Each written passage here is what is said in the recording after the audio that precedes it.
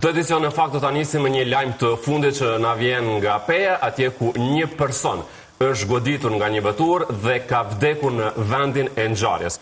Lajmin e ka konfirmuar për Kosova Lajfat Ilgashi nga policia e Kosovës atje, ndërkohë ka edhe detaje të tjera për këtë ngjarje.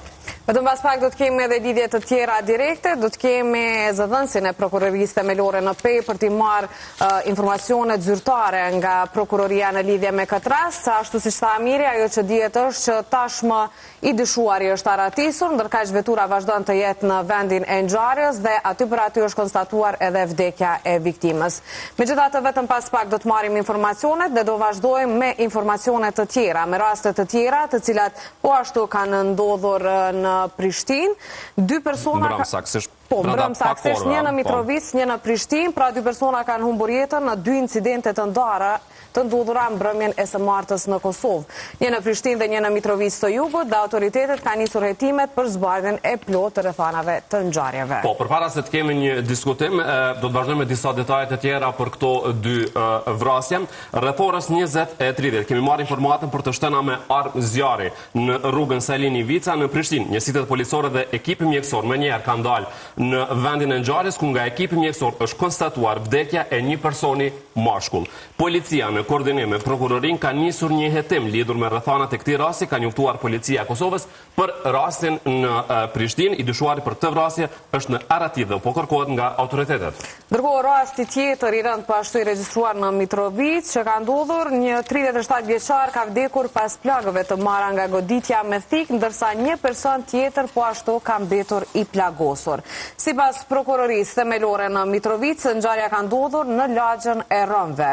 Mbrëmjen e 27 majit në lagjën e Rëmve në Mitrovic ka ndodhur një vrasje e rënd, ku si pasojë e plagëve të marra në fyt nga një armë e ftohtë thik, një person i gjinisë mashkullore ka humbur jetën, ndërsa është plagosur edhe vëllai i tij, thuhet në njoftim. I dyshuari për vrasjen është arrestuar nga policia, ndërsa hetimet për të dy rastet pra vazhdojnë të jenë në vijim. Fillimisht, në lidhje të drejtë për drejtë do të jemi me ekspertin e sigurisë, zotriun Reshat Malishin. Zotri Malishi, mirë se erdhët.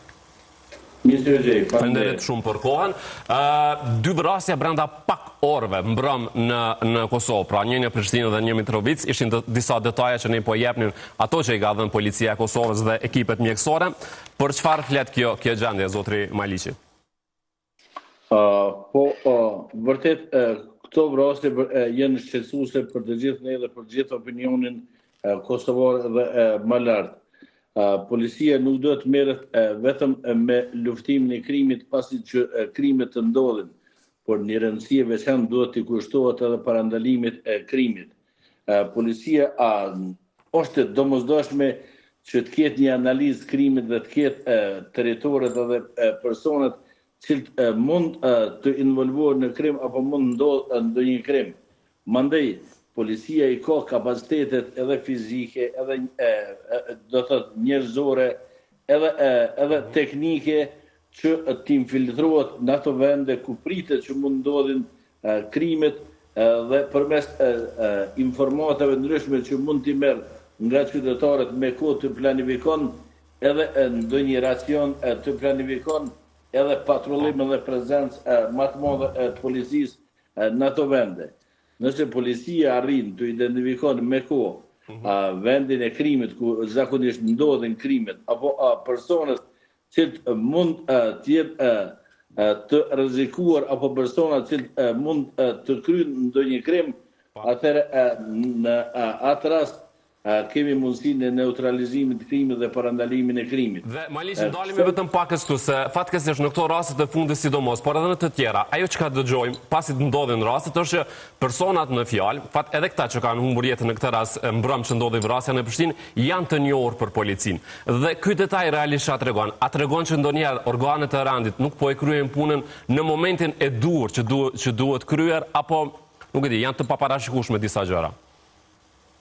Sipas meje, policia kur deklaron edhe thot se këta persona janë të njohur me policinë sepse kanë një background kriminal edhe në kaluar kanë rënë ndesh me ligjin dhe mund të ndodhë përsëri, në ato raste policia do të ndërmerr masa parandaluese dhe të jetë prezent në ato vende ku lëvizin, ku sjellen ata persona që të mbëlohen me patrulla, jo me vetura, por me patrulla në kom, apo të mbëlohen në mënyrë operative edhe me persona në rroba civile dhe përmes një mbulimi të tillë operativ do të kenë mundësinë edhe të parandalojnë rastet e tilla. Vetëm reagimi pasi të ndodh krimi nuk do të thotë se mund quhet një polici profesionale dhe cilët në atë formë që të lejon që tash të ndodh një shqetësim i thellë qytetarëve apo të rrezikohet jeta e qytetarëve. Zotri Mariqi, kur jemi tek këto raste, ani pse nuk kemi informacione zyrtare se cilat kanë qenë motivet e vrasjes së mbrëm për rastin që ndodhi në breg të diellit në Prishtinë, megjithatë thuhet se bëhet fjalë për një borxh dikon prej 300 euro që dikush ja kishte këtij personit dhe ai po ja kërkonte. Pra, duam të di më shumë. A janë gjithmonë në dieni autoritetet në lidhje me këto raste? Sepse bëhet presion nga njëra palë, bëhet fjalë për një shumë të parave dhe si duhet të veproj policia e Kosovës. A duhet që nëse kupton se ka pas një konflikt më herët mes këtyre personave, të jenë më të kujdesshëm edhe ta kenë në kontroll situatën, themi kështu? Po, nëse ata persona kanë deklaruar apo e kanë raportuar rastin se dikush i ka borxh dikujt, në atë raste policia ka mundësi që edhe t'i ndihmon dhe të reagon me kohë. Por këto raste, pjesët dërmuese qytetare po bëjnë përpjekje që t'i zgjedhin në mënyrë vetanake duke mos i raportuar në polici dhe në atë raste kur policia nuk ka informacionin e duhur, normalisht mungon edhe parandalimi, mungon edhe reagimi me kohë që mos të ndodhin raste të ngjashme. Shumë është me rëndësi në rast se policia ka informacionin dhe në rast të tilla do të vërtetohet se a është neglizhuar nga ana policisë ai informacion dhe ai rast apo vërtet policia ka vepruar dhe është dashur me vepru. Sepse nga ato pamje që u ofruan dje në për portale të ndryshme, shih se dhe vetë banorët aty kishin qenë djeni për këtë lloj konflikti, madje disa thanë se i kemi thënë që mos t'ja kërkoj parat. Pra besoj që pak a shumë këto raste janë edhe publike dhe dua di se a është hakmarrja, vazhdon të jetë hakmarrja një prej arsyeve kryesore që po ndodhin vrasjet në Kosovë. Po konfliktet, zakonisht konfliktet e vogla po përfundojnë në mënyrë tragjike, si u rasti mbrëmshëm për një shumë prej 300 euro për një borxh, si ka mundësi të vritet njeriu dhe t'i mirët jetën ndonjë person, ndonjë qytetari. Por nëse ato banorët përreth e kanë ditë këtë rast, atëherë është dashur ta dinë edhe policia dhe është dashur të ndërmerr diçka më tepër rreth parandalimit të rasti apo sfaku, ta ndëgjon personin i cili e ka kërcënuar apo i cili e ka kërkuar atë borxh dhe të ndërmerr diçka rreth kërcënimit apo sigurimit jetës qytetarit tjetër. Nëse flet qyteti, folin lagja, atëherë ku është mbulimi operativ i terrenit nga ana policisë. Po, dhe një detaj ka qenë që personi ka qenë i maskuar në momentin e ngjarjes. Në këtë moment vetëm një detaj nga prokuroria në Prishtinë që thotë se në kuadër të këtyre veprimeve është mundësuar edhe sigurimi dhe analizimi i video incizimeve nga kamerat e sigurisë, të cilat do të shërbejnë për zbardhjen e plot të rrethanave të këtij rasti. Duke marrë parasysh punën tuaj që keni bërë, unë dua të di cila është një gjë që ju shqetëson në gjithë këto që po ndodhin, sepse fatkeqësisht na është bërë një lloj fenomeni që kur ka një vrasje në Kosovë, do të thotë ndodhin disa të tjera radhazi, do të thotë bëhet një farë fenomeni që natyrisht është shumë shqetësues për secilin qytetar. Kështu që si e shihni këtë, çka po ndikon në këto vrasje dhe në këtë trend? Unë mendoj që parandalimi i krimit kërkon një kujdes më të madh institucional dhe institucionet që merren me zbatimin e ligjit duhet të veprojnë më vrollshëm dhe duhet të veprojnë më shpejt dhe të jetë më energjik në parandalimin e këtyre rasteve. Mandej gjykata duhet shqiptojnë edhe dënime më të larta për këta persona, sidomos është bërë dukurie shpesh që pas vrasjeve persona që i kryjnë ato raste tikin prej vendit ngjarjes dhe për një kohë nuk janë qasshëm që nuk kanë mundësi policia ti arreston. ndaj këtyre rasteve ndoshta edhe sot e kësaj dite zotri Maliqi nuk janë në arrestim, nuk janë këta personat e cilit i kanë kryer këto vrasje. Vazhdojnë të jenë të lirë. Unë besoj se në këto raste duhet edhe kodi penal të parasheve dhe sankcionin më të lartë për këta persona që i kryen vrasje dhe rrezikojnë jetën e personit tjetër dhe ikin prej vendit ngjarjes. Po, e kishim një rast, nuk e di nëse na dëgjuat pak më herët, krit kur nisëm emisionin në Pej, që një person është goditur nga një vetur dhe ka humbur jetën në vendin e ngjarjes, ndërkohë shoferi ka ikur nga vendi i ngjarjes. Veturën e ka lënë aty dhe ka ikur. Çka flet kjo dhe çka e pret këtë person?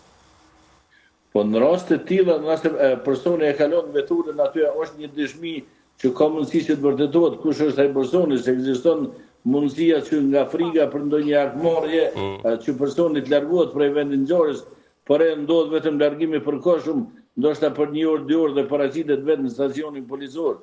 Por më e keqja është kjo kur veprat penale të vrasjeve ndodhin nga persona që janë të maskuar, nga persona që kanë bën përgatitje për kryen e veprës penale dhe ikin dhe ata paraqisin rrezik permanent edhe për qytetarët e tjerë, por edhe në mënyrë shumë ofenduese sillen edhe ndaj institucioneve të shtetit, sidomos ndaj policisë, sepse policia nëse nuk arrin ata persona t'i kap me kohë, normalisht se ka lohatje edhe të besimit edhe në institucionet e zbatimit ligjit. Zotri Maliqi, a mund të jenë këta persona dhe themi kështu në gjendje shoku, kur ndodhin këto gjëra, nëse ka qenë aksident, ndoshta nuk dinë si të veprojnë ato momente, dhe sa shpesh ka pas raste të tilla, që ju i dini? Aksidentet, po them, në këtë rast duhet bëjnë përjashtim prej rasteve të vrasjeve të planifikuara, sepse aksidenti ndodh aty për aty dhe askush nuk e dëshiron, por te vrasjet kur personi e blen armën, kur planifikon me kry vrasjen, kur maskuat, kur planifikon edhe ikjen, atëherë është një dallim shumë i madh. Dhe thash se ndaj këtyre personave duhet parashihet një sankcion shumë më jashtër penal momentin që ata kapen dhe arrestohen nga policia. Në rregull, unë do ta diskutoj vetëm nda një çështje me ju si ekspert sigurie, faktin që e kemi përmendur edhe disa herë kur ndodhin këto raste, qasja në armë që kanë qytetarët e Kosovës kaq lehtë. Besoj që edhe për ju është shumë shqetësuese kjo. Dhe pyetja është që pse ndodh, çka duhet ndryshuar në këtë drejtim, zotri Maliqi? Po nëse i shihni statistikat e raportit vjetor të policisë vitit 2025, është një sukses që dikon policia ka rrit rreth 10% të konfiskon armatim nga qytetarët që i kanë pas në posedim ilegal. Mirë po nuk do të thotë që nuk ka ende armatim ilegal të qytetarët, sepse është një sasi tejet e madhe tash armatimin të qytetarët.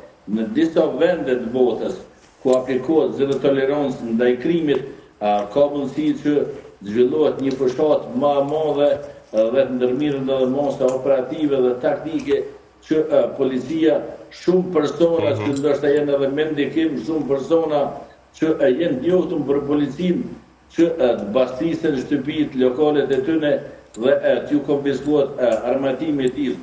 Mirë, po ne s'kemi pas mundësi asnjëherë tash modelin e zero tolerancës për luftimin e krimit të aplikojmë në Kosovë. Shumë e qartë. Maliqi, faleminderit shumë që u lidhet, mbi të gjitha edhe për këto ide e këshilla, le ta themi se çfarë duhet bërë ndryshe, që të mos kemi raste të tilla. E vlerësojmë shumë. Faleminderit.